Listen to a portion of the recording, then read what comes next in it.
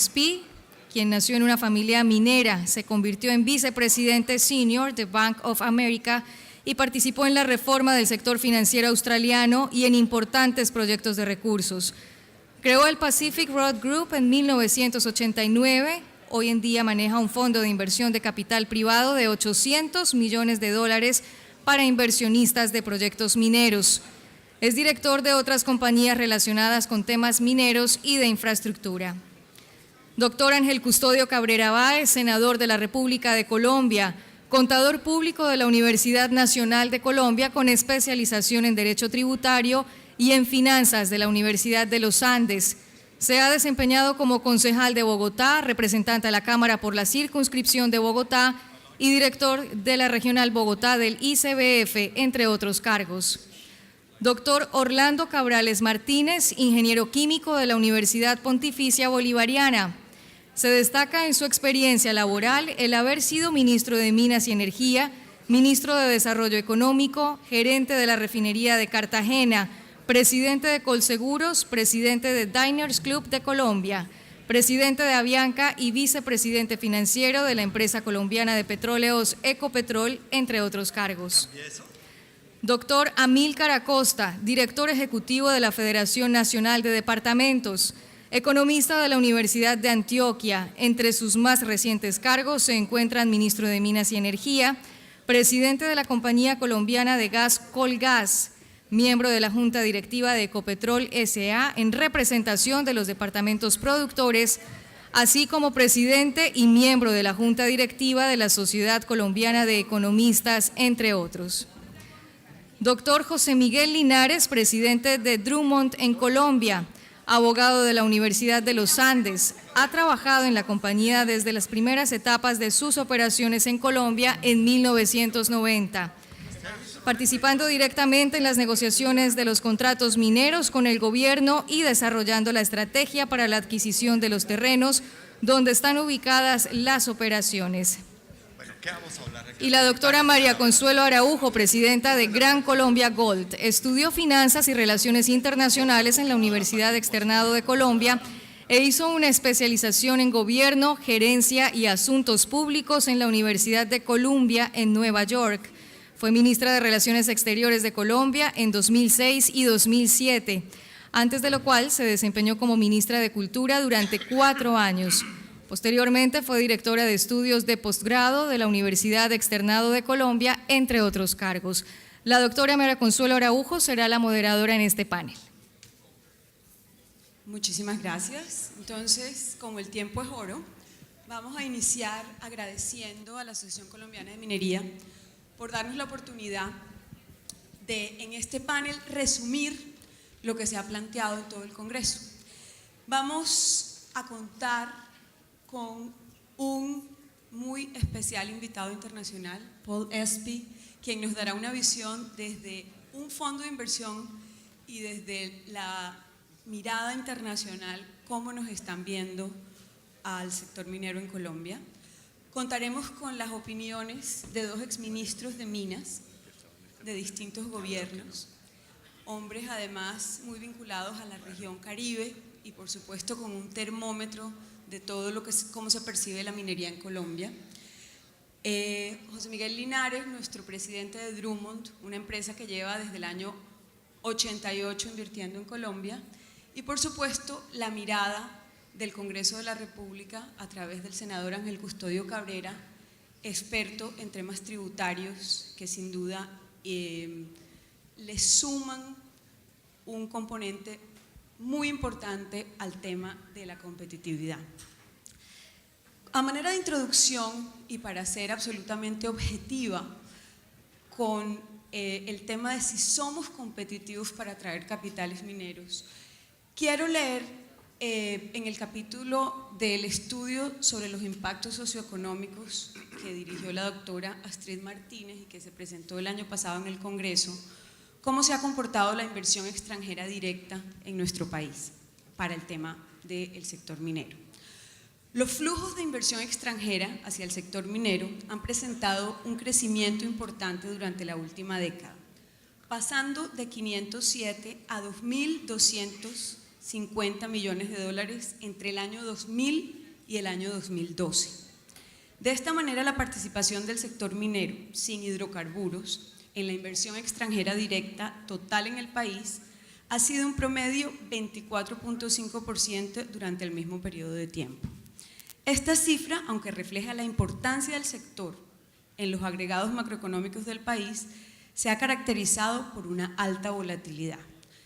Es un hecho que para poder invertir en minería, los países compiten para atraer los capitales. Es una falacia que ya se ha revaluado completamente de que todos están pensando en venir a invertir en Colombia. Tenemos los yacimientos, tenemos los minerales, pero además de un ambiente político positivo, existen unas variables definitivas que atraen y que hacen que los inversionistas decidan en invertir en Colombia o en cualquier otro destino que también posea esos minerales. Estas variables tienen que ver con el entorno tributario, tienen que ver con las instituciones y cómo se perciben las instituciones y las autoridades, el relacionamiento con comunidades y, como lo hemos planteado a lo largo de todo el Congreso, el elemento indispensable, la seguridad jurídica, o sea, la percepción de que en el país las reglas de juego son estables y se respetan.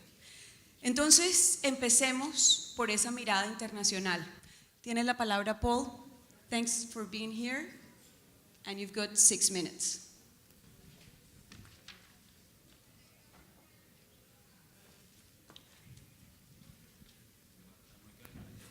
If you want.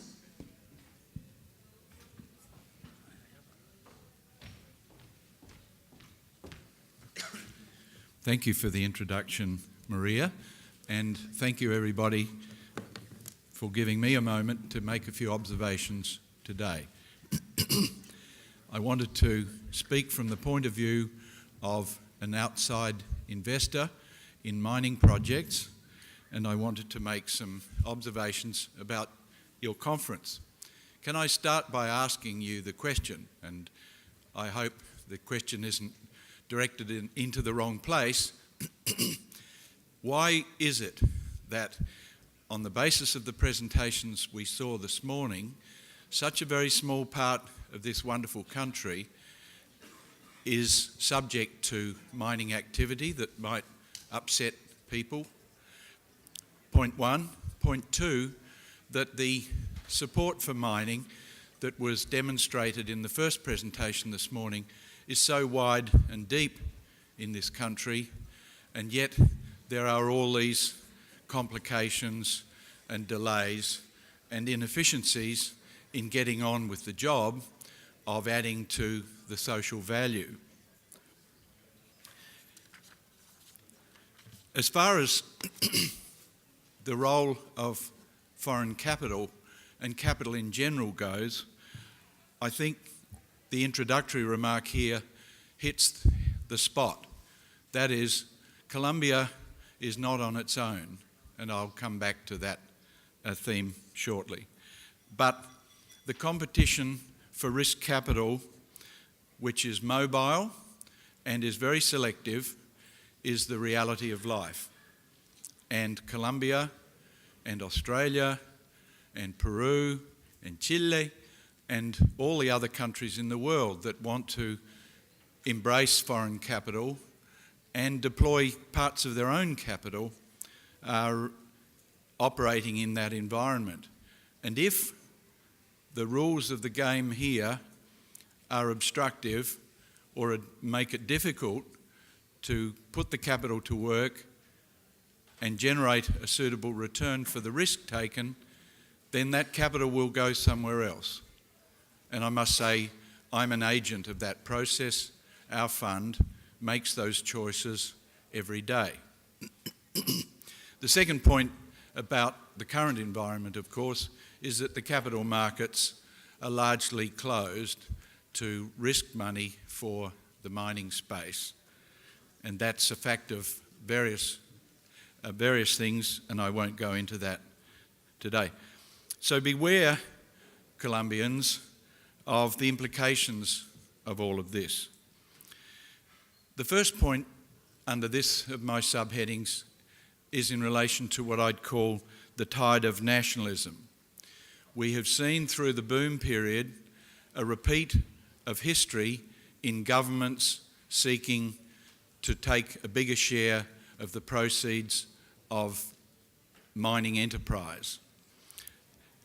That tide, I suggest, is beginning to turn.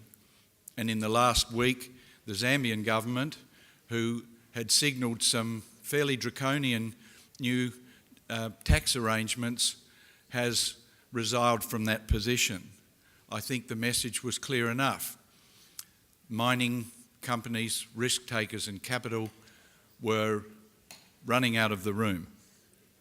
Beware of this. The next point, stability. Stability of law. Your national plan and your laws have a high degree of stability. The functionality underneath that, of course, is something else that's occupied a lot of time in this conference. And for an investor, time is critical. And if it takes ages to secure consent to explore and develop mineral resources, then the time value of money is lost, and once again it's an impediment. So these discussions that you've been having here about making your processes work faster are really get to the core of something important here. What are some of the other impediments to investment and progress in mining in Colombia presently? Infrastructure, of course, is an issue. Access to resources by one means or another. Of course, this country is almost uniquely difficult with the terrain, but roads and rail and power and water, these are issues when often the mineral deposit is in a remote area. Next point, taxation. Taxation and royalties are a burden for any company, and the way in which they're structured is very important if you want to be attracting risk capital. And I sometimes think that the taxman and the people promoting new taxes and higher taxes on an industry overlook the other things that mining companies typically do for a community in terms of building schools and sometimes accessory power stations, water and health facilities, etc. Very often I believe that element doesn't get into the equation. Other countries on this tax point, by the way, also provide exploration incentives, subsidies, and access to a database with all the available information that's been assembled in exploration over time. They provide tax holidays. They provide deductibility of royalties against taxable income. And the result is that money flows into these areas. I could give you an example in Australia in the last 5 years. The issue of the social licence. I believe I've come to the conclusion after travelling through your countries and others and investing in a number of countries that it's principally the responsibility of the miner to reach an accommodation with the local community. Essentially, that's the fact. However, ultimately, somebody must be responsible for enforcing the rule of law. And we heard a colourful account yesterday on Cerro Matoso, I believe, and the blockages, the blockading of that mine, and I can quote you others. There's one proceeding at Las Bambas, or has in the last week in Peru, where extraneous elements who have their own agenda have come to interfere, and the company is at that point in time unable to solve the problem. So who provides confidence under the rule of law? That's critical. The government and its agencies have have a responsibility, and we as mining investors and the mining companies must have confidence that when that sort of interference occurs and it's illegal and it's destructive and it's burdensome of the people of that community who are otherwise employed there, and of course the tax revenue to the state, this should not be allowed to occur, and I'm sure you all understand that. I'm getting time's up. Security, I did want to say something a bit about security. We have recently in our fund done a serious piece of work on a prospective investment which we've decided not to proceed with, partly because we haven't got the confidence that that ultimate protection of property rights would occur in Colombia. And of course, that happens in some other countries too. But thank you for having a moment with me. Thank you very much. Thank you. Uno de los instrumentos objetivos que mide el nivel de competitividad de los países para atraer capitales extranjeros es una encuesta que hace un instituto independiente canadiense, que es el Instituto Fraser, que establece y pondera una serie de componentes para determinar una especie de ranking internacional sobre países que son más o menos atractivos. Después de presentar un avance entre los años 2007 y 2011, Colombia revierte su tendencia y cae por tercer año consecutivo. Nos gustaría saber, en la opinión del exministro, qué está pasando. El doctor Cabral, primero, por favor.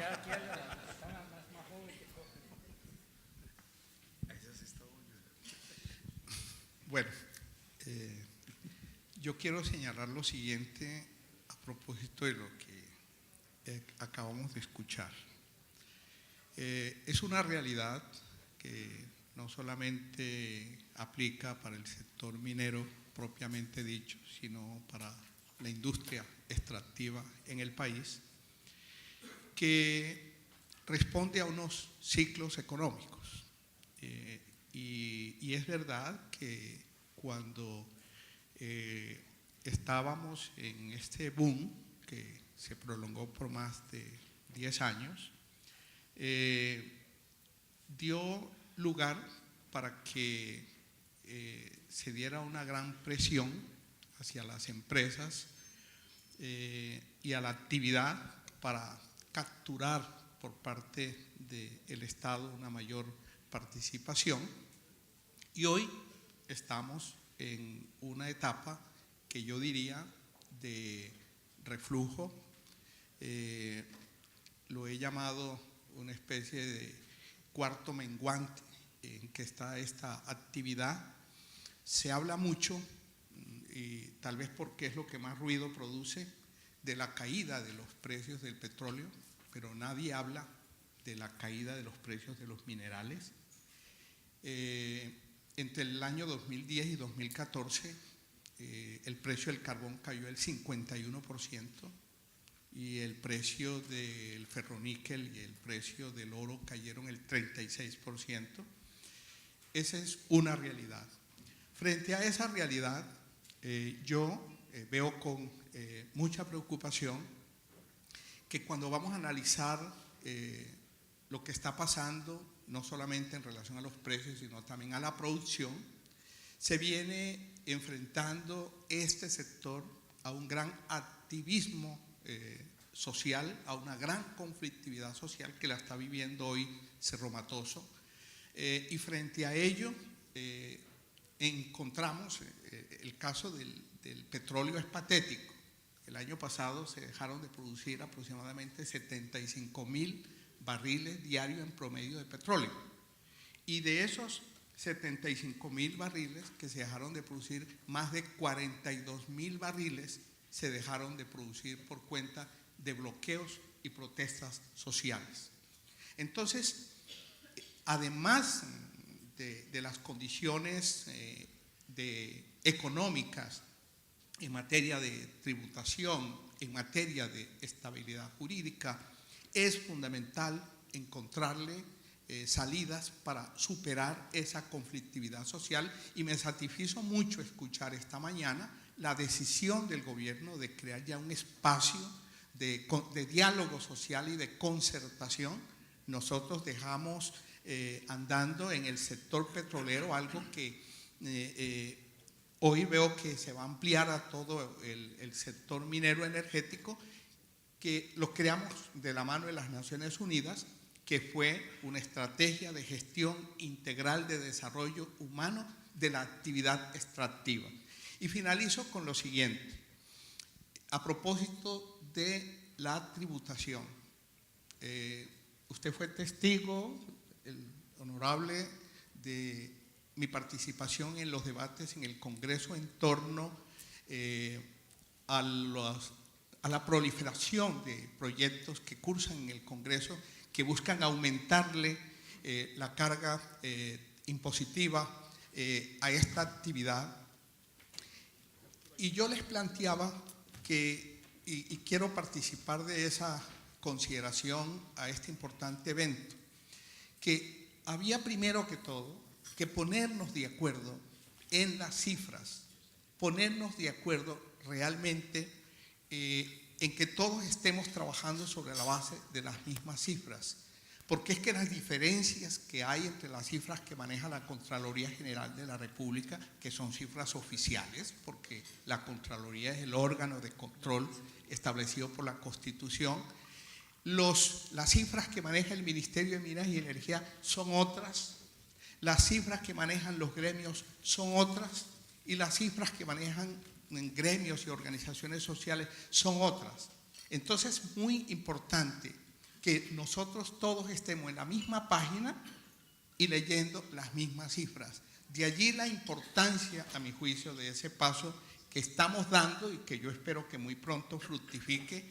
Pusimos nuestro grano de arena a nuestro paso por el ministerio en el sentido de acogernos a la iniciativa para la transparencia de la industria extractiva, de manera tal que todos estemos trabajando sobre la base de unas mismas cifras y entonces sí ponernos de acuerdo si el nivel de tributación, el nivel de regalías que está establecido en Colombia hace de Colombia un país atractivo o competitivo a nivel internacional.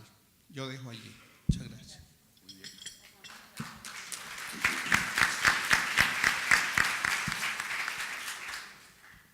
Bueno, buenos días a todos. Muchas gracias aquí al doctor Santiago por darme esta oportunidad. El doctor Amílcar se ha dicho ya sobre la parte, digamos, de los impuestos. Yo me voy a referir más que todo a lo que yo veo en la forma directa, lo que está golpeando a la minería. La pregunta de que si Colombia está lista para que el capital extranjero e interno esté en la minería, yo diría que requiere varias cosas para que se utilice el potencial que tiene Colombia en este aspecto. Yo creo que hay dos cosas bien importantes y que esas dos cosas parece que no se mueven hacia adelante, sino tal vez dan unos pasos hacia atrás. La licencia ambiental y las consultas. Yo creo que ahí hay dos cosas fundamentales. No nos podemos seguir dando el lujo de que se pida una licencia ambiental, tal vez que creo que se hace, y si no se hace, se debe hacer, que se establezcan unas fechas. Y creo que las fechas no se cumplen. Es muy lamentable leer hace 3 días en un periódico nacional en que se diga que 3 cosas en la parte, digamos, de gas natural había una cantidad, es decir, había la parte de un barco que tiene que venir con gas natural, que un oleoducto, un gasoducto aquí hay que ampliarlo, etcétera. Se diga, esto puede estar en mes entrante, pero el único reto es que salga la licencia ambiental. Eso no puede ser. La licencia ambiental tiene que respetar el ambiente, tenemos que respetar el ambiente, pero la licencia debe salir simultáneamente con la parte técnica. No creo que se pueda tener licencias que tienen año y medio, 2 años, 3 años sin responderse. Yo le oí aquí en este salón hace 3 años que el señor primer ministro del Canadá se le hizo una pregunta, que qué había hecho el Canadá para que la industria en el Canadá fuera rápidamente creciendo. Y dijo, muy sencillo y sin costo, y es que tenemos que cuando un empresario hace una colocación de una licencia, se le debe dar una fecha de respuesta del Estado. Y si no se hace, pues entonces se da como cierta ya el permiso. Si se hace, se dice si es posible remover el problema o si no es posible. Y así el empresario pues tiene la cosa bien clara. O sigo esperando y voy, o me voy porque no se puede. Entonces, ¿qué es lo que pasa? Yo no lo sé. Yo hace mucho tiempo fui ministro de Minas, pero yo entendería que o no hay el suficiente grupo técnico, o si hay muy pocos técnicos que están trabajando para darle la licencia ambiental, pero no es posible que se demore en esa forma. Lo otro es las consultas. Se llama consultas. En el vocabulario consultas no es permiso. Simplemente las consultas, y así se hizo en el año 97, se firmó un decreto en la cual se decía que esas consultas tenían que tener una fecha, y si no se presentaban, porque ese es otro motivo por el cual se amplía el término de aprobar una licencia, es que los señores allá, que como lo dijo el ministro anterior, hay gente que empodera, que dirige esa discusión, pero para el bien económico de la persona y no para el bien económico de las comunidades. Entonces, eso es sencillamente que ahí hay que ponerle, y decíamos también en ese decreto que estuvo por mucho tiempo, estuvo fijo, yo no sé si lo habrán anulado, pero se decía que la otra cosa de la consulta era oírlos con respeto, pero que no ellos tenían el poder de negar.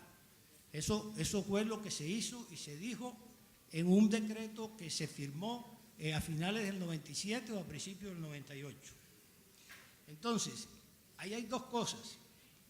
Pues hay una parte en estos permisos, hay una parte técnica que la hace normalmente, pues lógicamente, el Ministerio de Minas y Energía, y por otro lado está el Ministerio Ambiental. Yo diría que aquí estamos en este momento también en que 3 gremios se hizo, pues la asociación esta colombiana de minería, 3 gremios se juntaron. Inicialmente habían esos 3 gremios y cada quien iba por su lado, cada quien decía lo que le parecía. Muchas veces parece que no se unían entre los 3, y llegó el momento de unirse, y en este momento cumple 1 año de haberse unido, y todos los resultados son buenos. Entonces uno se pone a pensar, ¿por qué no Colombia no hace algo, el Estado, el gobierno, no hace algo de que se unifique la parte técnica con la parte ambiental, y que vayan caminando los 2 simultáneamente, sin ningún tropiezo, intercambiando las intelectualidades, para que se haga realmente un análisis fuerte, cierto, corto? Por ahí se hablaba de que habían locomotoras. Si eso se hace, creo yo que hay un misil. ¿Y el misil qué pasa? Que es rápido y es efectivo. Yo no sé si eso se puede hacer, si el Estado no estaría, pero me parece que sería el remedio completo, total y rápido para acelerar esos permisos, para que el inversionista extranjero, el inversionista nacional, pueda obtener esos permisos rápidamente. Muchas gracias. Muchas gracias, doctor Cabral. Quiero recordar que el día de ayer el presidente de la ANDI nos decía que él había aprendido en los últimos años que el tema tributario y los impuestos en el país no solamente estaban en función de generar ingresos, sino también eran un componente indispensable para la competitividad del país en cuanto a atraer capitales. Me gustaría que el senador Ángel Custodio Cabrera, experto en temas tributarios, nos diera su visión sobre el tema, por favor. Tiene 6 minutos. Bueno, buenos días. Gracias, doctora María Consuelo. Cordial saludo a los compañeros del panel y le agradezco mucho la invitación al doctor Santiago Ángel estar acá presentes. Este es uno de los temas que en los últimos años ha sido muy fuerte en el Congreso de la República. Yo creo que hasta el 2011 el índice de potencial político que mide el Instituto Fraser iba bien, doctora María Consuelo, pero después del 2012 creo que hay que reevaluar ese índice en los próximos días. Cuando le hablan a uno de competitividad, esos son los dos índices más fuertes, el índice político y el índice de potencial minero. El índice de potencial minero está cubierto, todos los 2 días los hemos escuchado, pero el índice político, en el cual incluye el tema de la tributación, siempre ha sido terrible. En el 2012, el Congreso, conjuntamente con el Gobierno Nacional, cambió la estructura tributaria. En primer lugar, bajamos la renta del 33% al 25%, pero creamos una contribución importantísima para los sectores sociales que se llama la contribución especial CREG. Y en la última reforma tributaria creamos la sobretasa del CREG. Si uno suma esos tributos, pasamos del 33% al 43%. Con el CREG supuestamente se favorecen todas las industrias, servicios y demás que generan empleo al eliminar los parafiscales.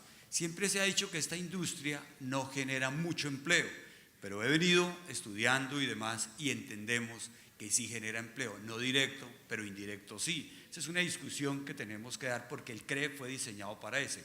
Eliminamos los parafiscales y usted incentiva el empleo. Y resulta que en ese sentido, ayer el doctor Bruce y creo que el doctor Ángel también en sus cuadros determinaron que el recaudo de este sector está ahí, es importante, pero en cualquier momento se puede disminuir. ¿Qué hemos venido encontrando en la última reforma tributaria? Se creó el famoso impuesto a la riqueza. Siempre se ha hablado de los contratos de estabilidad jurídica. Yo lo dije en los debates del Congreso de la República, ustedes venían cobrando el impuesto de patrimonio y hay contratos de estabilidad jurídica, cambiamos el nombre a impuesto a la riqueza. ¿Para qué? Para darle una vuelta a los contratos de estabilidad jurídica. Y en el impuesto de la riqueza, con el doctor Santiago Ángel, que la verdad reconozco aquí públicamente el esfuerzo tan bárbaro de reconocer en este sector algo que en el pasado se manejó. Primero la deducción por activos fijos, eso incentivó la industria, pero luego nosotros en el impuesto a la riqueza peleamos, fregamos en el tema de reconocer que el impuesto a la riqueza se disminuyeran los activos fijos, los activos que se requieren para la exploración y todos que de alguna manera que no generan en su momento riqueza, pero que hoy son base gravable para el impuesto a la riqueza. Yo creo que ese tema hay que revisarlo y replantearlo. Doctor Santiago Ángel, usted lo lideró y vamos a estar muy al frente de ese tema, porque eso es lo que ayuda a incentivar la industria a que sea más competitiva en el tema internacional. Hay otra cantidad de tributos que vienen azotando el sector, o sea, tenemos los impuestos nacionales, renta, CREG, sobretasa del CREG, y el tema de regalías, doctora Amílcar, usted lo dijo muy bien, hay una cantidad de iniciativas tributarias, porque cuando se habla del índice de potencial político, en el Congreso de la República hay una especie de adversión al sector, y por eso, si no estuviéramos algunos congresistas que entendemos qué está pasando en el sector, difícilmente hoy el Congreso de la República terminaría apoyando unas iniciativas. Y yo sí reconozco, cuando fue ministro el doctor Amílcar, que paró muchas de esas iniciativas como subir el porcentaje de regalías, iniciativas que buscan volver a acabar con la deducción en el tema de regalías, tema que hoy la deducción de regalías están ustedes con una guillotina muy delicada. Uno, el tema, digamos, constitucional en las demandas y demás, y la parte legislativa. Creemos que eso el gobierno, si no es fuerte en ese sentido, agréguenle ustedes que la deducción de regalías puede incrementar esa expectativa muy grande.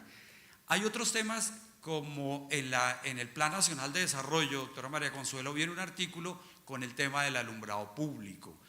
Por primera vez en la legislación se habla del alumbrado público, determinar qué es el alumbrado público. Se basa en una norma del siglo antepasado, de 1905 o 23, con el cual se crean estos tributos y hoy nadie sabe si es un impuesto, una contribución o una tasa. En el plan de desarrollo, por primera vez, se deja la sensación de que es una contribución pues busca y es menos. Entonces, en el tema del alumbrado público creemos que hoy le vamos a colocar un orden jurídico para que esto no genere expectativas. Y hay otro tema que vale la pena mirar, es un gravamen. He hablado con el director de la DIAN y creo que el doctor Santiago Ángel en ese sentido, que con el gravamen ad valorem de los explosivos, que hoy afecta de una manera directa los costos de la estructura de costos del sector. Ese tema también hay que revisarlo, ponerle orden, no se sabe cómo se creó, las tarifas no son claras y eso afecta la competitividad de una manera fuerte. También hay que mirar todo lo que tiene que ver con la retención a la fuente del CREC. Hoy, con la situación que hoy está, creo que la retención a la fuente del CREC va a ser cero, pero si se hubiera, digamos, hay más ingresos, la retención, la fuente con el CREC termina afectando la caja de todos ustedes. Yo creo que ahí vamos mirando poco a poco el sector y hoy más que nunca creemos que el Congreso de la República, por eso agradecemos mucho estas invitaciones para escuchar las inquietudes y lo más importante, al lado del gobierno, crear unas políticas tributarias que realmente incentiven el tema de esta industria y por eso estamos acá. Hay otros tributos que pueden afectar, como el tema de estampillas, impuestos regionales y demás, pero eso hace parte de la nueva reforma tributaria, entre comillas, que se avecina. No se habló ayer con el tema del posconflicto. El posconflicto en Colombia… Senador, un minuto. Termino un minuto. Cerrar. No, 2 minutos, un simplemente minuto. para decirles que el tema del posconflicto puede terminar en un tema tributario muy delicado. Yo he sido partidario, le he dicho al gobierno nacional que tengamos cuidado con crear nuevos tributos, aumentar nuevos tributos, porque al fin la capacidad de pago de los contribuyentes tiene un límite y en ese sentido tenemos que ir avanzando. El tema del posconflicto, si hay temas impositivos, los empresarios tienen que evaluar conjuntamente con el Congreso de la República. Se avecina algo muy rápido, es eliminar todo lo que tiene que ver con fundaciones, entidades sin ánimo de lucro que no cumplen una función social. Muchos de los acá presentes en sus empresas y demás tienen el concepto de responsabilidad social y lo hacen a través de una ONG, pero hacen su tarea. Eso hay que tenerlo muy cuidadoso cuando se intente eliminar la parte de tributación de fundaciones y demás. Señora exministra. Muchas gracias, senador. Gracias. Nosotros celebramos la participación de los senadores y representantes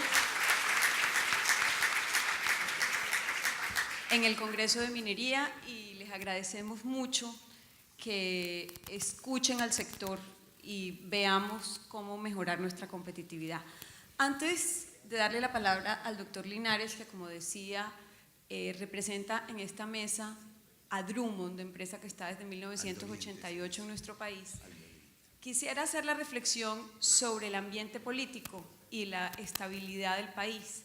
Muchas veces, y como lo mencionaban los señores exministros, se ven las instituciones solamente desde el Ejecutivo. Sin embargo, la coordinación tiene que estar en función de todo el Estado colombiano y todas sus ramas del poder. El Congreso, por supuesto, el Ejecutivo en cabeza del señor presidente y sus ministros y también la rama judicial. Me gustaría, doctor Linares, que nos contara sus opiniones al respecto.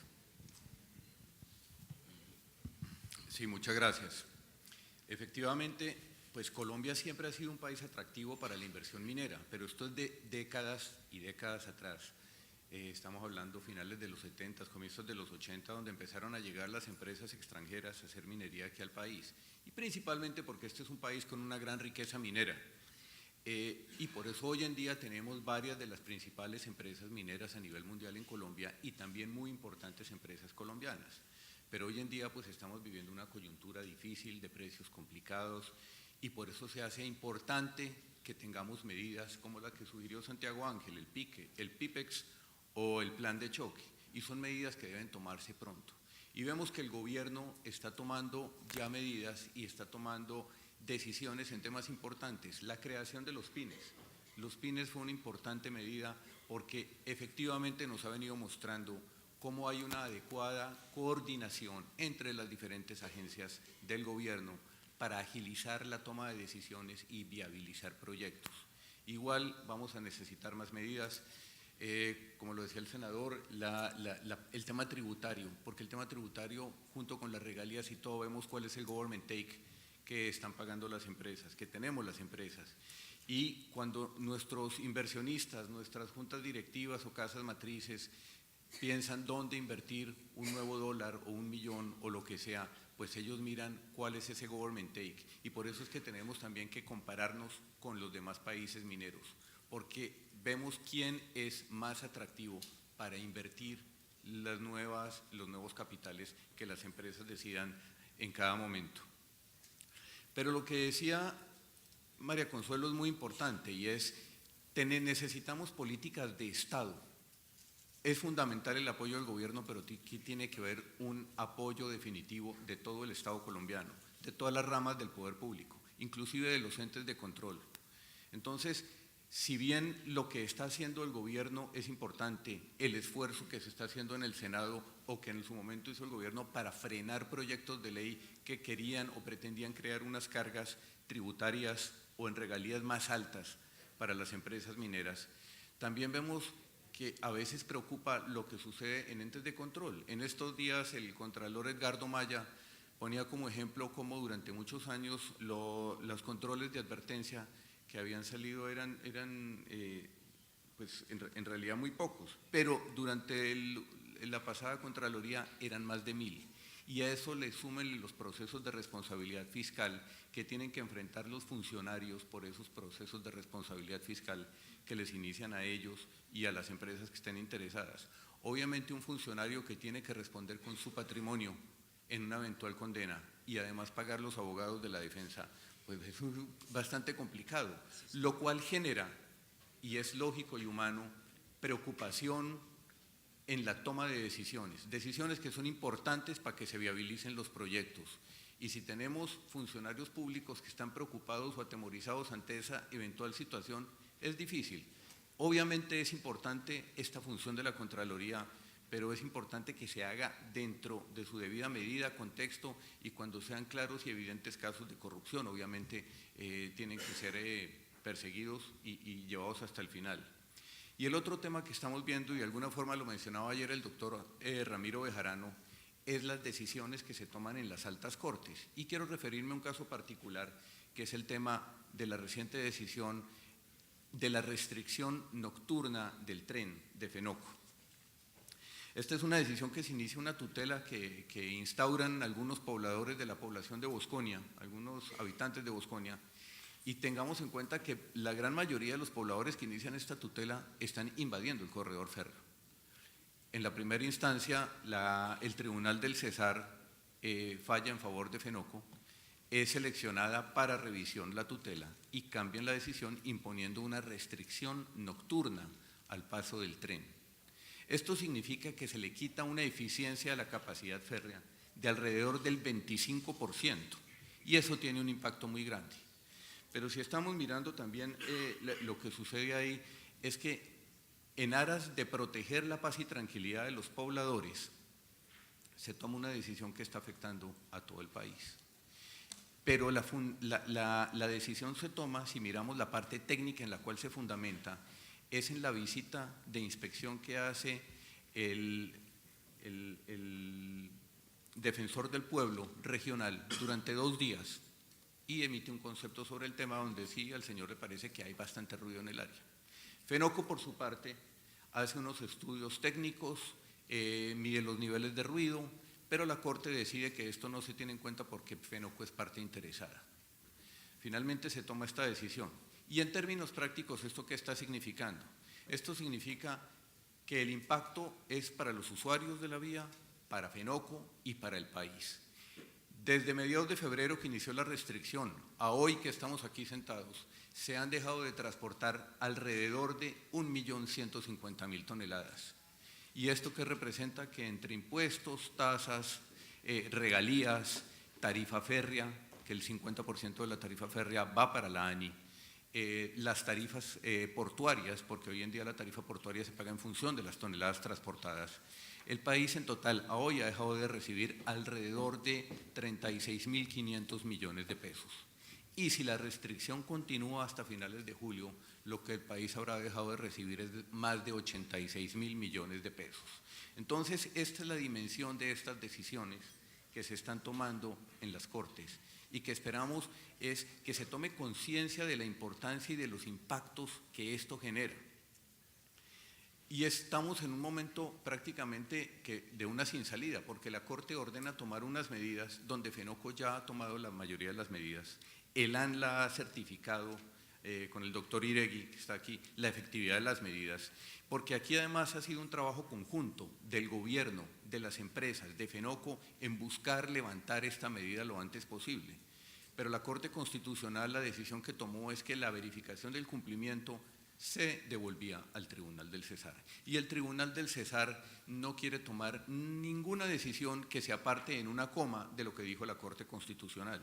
El ministro de Minas envió una solicitud de modulación de la sentencia, buscando disminuir el impacto que esto genera para el país. Pero la decisión del tribunal es que ellos no pueden moverse en una sola coma de lo que diga la decisión. Y entonces hoy a lo que nos enfrentamos es que fue muy específica la sentencia al decir que hay que instalar unas barreras. Entonces imagínense el problema en que se encuentra Fenoco tratando de instalar barreras en un corredor invadido. Se ha encontrado una solución de instalar una especie de elementos que se llaman gaviones, que son como unas mallas metálicas con roca y con vegetación que ayudan a amortiguar el ruido. Vale la pena agregar que ya se han tomado una cantidad de medidas por parte de Fenoco, como les decía anteriormente, que efectivamente han reducido sustancialmente el ruido. Pero la instalación de estos gaviones entonces requiere una socialización de la medida ante la comunidad. Y lo último que pasó es que durante esa socialización, en la reunión de ayer que tuvo Fenoco con la comunidad, es que una gran cantidad de miembros de la comunidad se oponen a la instalación de los gaviones. Entonces, por un lado la Corte no se quiere mover, el Tribunal no se quiere mover y Fenoco trata de tomar las medidas, pero la comunidad se opone a las medidas. Simplemente dejo esta reflexión porque este tipo de situaciones de verdad le causan un gran impacto al país y la verdad no son una buena señal para los inversionistas. Gracias.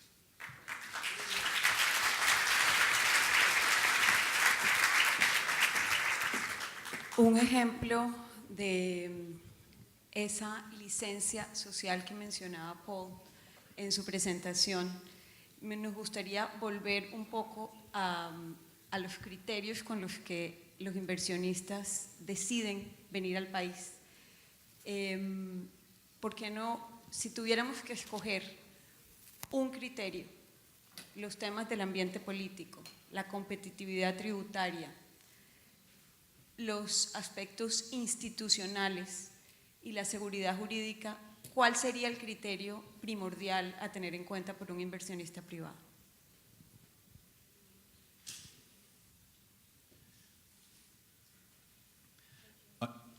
I don't imagine that you meant for me to nominate just one criterion, because in evaluating an investment, you're looking at all these things, of course, and the key issue in this particular instance was that when we examined where the paramilitaries, the Urbanos, the FARC and the artisanal miners were on the property in Colombia, we could see two big problems in establishing a proper mine. The first one was the issue of relocating the artisanals or the other people who lived on the property, and could we possibly do that on our own? And the second one was, once we bring our own staff and invest our capital to build the mine, what sort of security exists in that area, and we just couldn't be comfortable. I'd like to give you an example. We were an investor who went to a property in Kenya where there had been a small group of local landowners who had been resistant of the development of a mineral sands project over quite some time, and a lot of money had been lost by the previous owner. But what happened there was, with a bit of encouragement from an Australian company, I think the Australian Trade Commission played a part in this, but the government itself, acting on behalf of the wider community there who wanted this project to proceed, they set about negotiating with the squatters, the people sitting on the land, to take alternative land which was made available to them, and they were transported and the mine was built. Large amounts of money were invested, a port facility was installed, a lot of people were employed, schools and medical facilities were built. We've been participating in all of this, and it wouldn't have happened if the government hadn't been prepared to step in and act in a critical role. Muchísimas gracias. Vimos esta mañana en la participación de la doctora Natalia Gutiérrez la decisión clara que hay del gobierno de liderar esta concertación y estos procesos. Eso el sector lo ve con muy buenos ojos y pues contamos con que esa coordinación interinstitucional, no solamente a nivel del Ejecutivo, sino en todas las expresiones del Estado se pueda dar. Gracias nuevamente a la participación de nuestros exministros, de los congresistas que en el caso de este panel han tenido la vocería del doctor Ángel Custodio Cabrera y por supuesto la mirada internacional de nuestro invitado que nos lleva a pensar que la competitividad como destino de inversión es algo que tenemos que cuidar como la joya máxima y como el mineral más preciado que tengamos en nuestros yacimientos, porque definitivamente para seguir siendo aliados del desarrollo necesitamos de los capitales para desarrollar la minería en nuestro país. Muchas gracias a los panelistas y agradecemos que se queden sentados para la llegada del señor presidente Juan Manuel Santos.